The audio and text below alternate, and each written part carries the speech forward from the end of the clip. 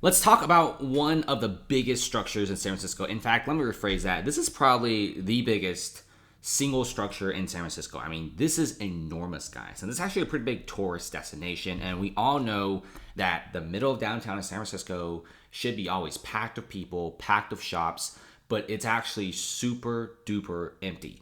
Now, if you check out my previous video talking about how the Salesforce Tower, the tallest skyscraper in San Francisco, is empty, this one is also pretty crazy as well because this is going to be the Salesforce Transit Center. It's this massive, super long transit center with like this huge, gorgeous park on top, and there's supposed to be buses on the bottom and transit stations and subway stations. Like Salesforce knew that downtown San Francisco was going to be this massive place for office workers. With the amount of compact and very tall skyscrapers in San Francisco, this makes this location very rare, right? This is supposed to be like a high-end location where all the workers and all the tech employees from all over the Bay Area are supposed to gather around this train station, and then they come out and start working on the various hundreds of other commercial real estate skyscrapers. But it's not as fancy as you guys think. Check out the Salesforce Tower right now, right? It is so bad. And there's nobody around. Streets are super empty. Even the freaking bar owners are like, we have never seen the streets this empty. It used to be a few hundred people walking by a bar. Now it's 2 to 3 people at night. And this is this transit center. Look at how big this is. It's an absolutely enormous building, but it's completely empty.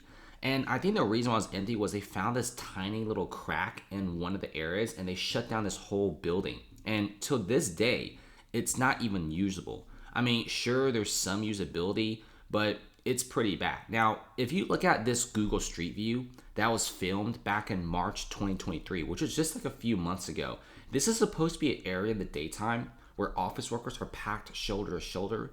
And look at how empty this is, okay? In just this view alone, you could probably find under 15 people. That's pretty bad.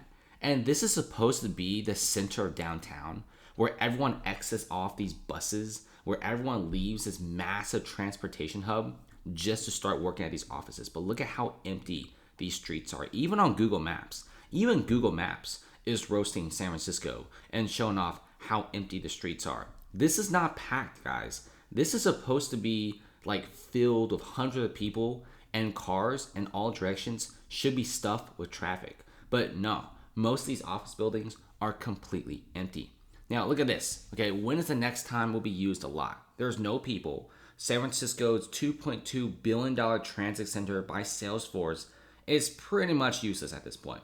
There's a couple buses that are going through, but 99% is completely empty, and it's actually pretty scary to see this kind of situation. Everybody's talking about it. And if you look at some of these projects, right, these futuristic subway projects, there's supposed to be people, guys. Okay, this isn't like in the middle of the night.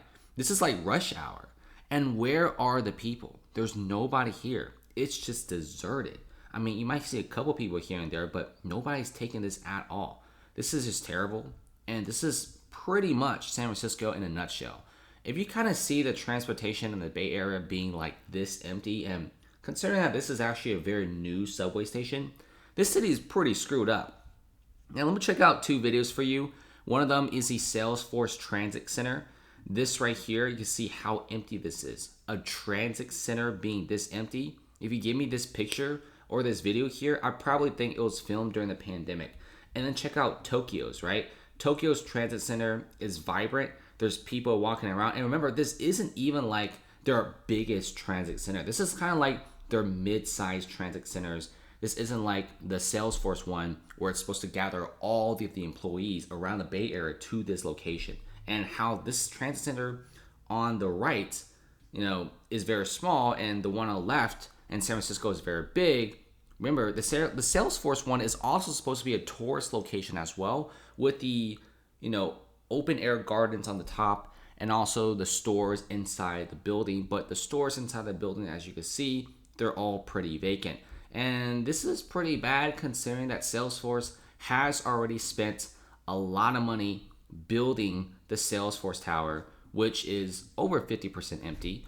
And then you have the transit center that is also completely empty with nobody going there at all. Okay, if you just, for example, drop the little Google guy in this location, you could, okay, this is back in 2014. I have no clue how I did that. But if you just check out some of these locations, it's completely empty, guys. This was filmed in January 2023, and it's not supposed to be this empty. It's like a ghost town, okay? Now, think about, what about the other areas? This is supposed to be their most populated area, and there's no people around. What about the other areas? Like, what about the Mission? What about Fisherman's Wharf? Yeah, they're so empty as well. Don't even get into start to the Tenderloin District, an open-air drug market that has truly expanded outwards to the lower Nob Hill, the Civic Center, and apparently Twitter's HQ is also facing a massive homeless crisis right outside their building. Now, if you look at this, empty storefronts in San Francisco is now a common sight. If you go to San Francisco's Powell Streets, you will also notice multiple stores being completely empty. Now, if we just check out Powell Street, just to show you guys what's going on, this is supposed to be one of their most popular destinations. This street is supposed to be a one where there's businesses, there's bars, there's luxury stores, but it's completely empty. There's actually this famous video by Unusual Whales, which I showed you before, where it shows you that there's whole entire streets going down and it's completely empty. There's actually more vacant storefronts than storefronts with people.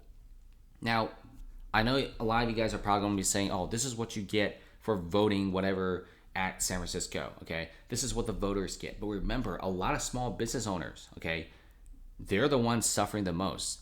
Have some sympathy for the small business owners in San Francisco. Those are the guys who spend a lot of time, a lot of money making those mom and pop stores. And those mom and pop stores are not easy to make, okay? It's very, very difficult opening and shutting down. And these mom and pop stores are leaving in droves. These small businesses are leaving. They're saying they're constantly getting robbed. They call the police, they call 311, they call the city council. Nothing ever happens. And then there's just garbage, homeless encampments in front of their businesses, and they're leaving, right? Guys, only San Francisco. As bad as San Diego is a pretty trashy town as well. But guess what? They're actually having record amounts of tourism. Surprisingly, let me guys show you what's going on in San Diego. So San Diego actually, for once, made a genius plan. Okay, by genius I mean something that's rational. They banned homeless encampments in many parts of downtown, and they said tents can only be popped up in certain locations of the city. So the city actually just saved its business sector. You guys don't know San Diego, it's very close to Tijuana, Mexico. So you have people going to San Diego, but at the same time, they also go to Tijuana because you get like the best of both worlds, a little bit of Mexico and a little bit of California. And this is why San Diego is still a hotbed of tourism. And San Diego is becoming bigger than ever before. And if you just go to some of their downtown locations, many of the stores are still opened up and many of the stores are not closed. In fact, San Diego is getting a decent amount of tourists because they know having a bunch of homeless tents in front of businesses will cause them to close. But for some reason, San Francisco doesn't even care. I mean, it really amazes. It actually makes me kind of mad because I've been to San Francisco before. It was actually a pretty lovely place back in 2019, despite the problems. But now it's so bad, it's really unlivable. Okay, this is why, guys, 150,000 people, these hundreds of thousands of office workers, are refusing to go to San Francisco. Okay. And surprisingly, there's enough empty office space over for 150,000 people in San Francisco, and this is where the office workers have left. So many office workers have left. Many of them commute 1 hour, sometimes even 2 hours total a day, just to go to San Francisco to work. Now many of these people just stay in the Bay Area, like Palo Alto, Mountain View, the good parts of the Bay Area, and they just stand there. They just stay in their apartments, and they just do work online. They don't have to go to San Francisco anymore, and they are pretty happy to not to go, considering how bad the place has deteriorated.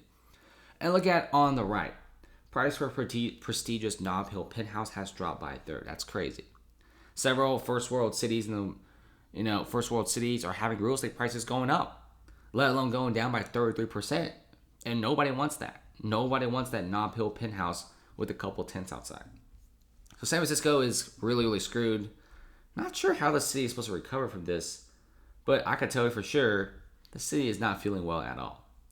Thanks for watching, guys, and see you later. Comments, subscribe, and like. We got more San Francisco content to come. And hopefully they get the city on track again.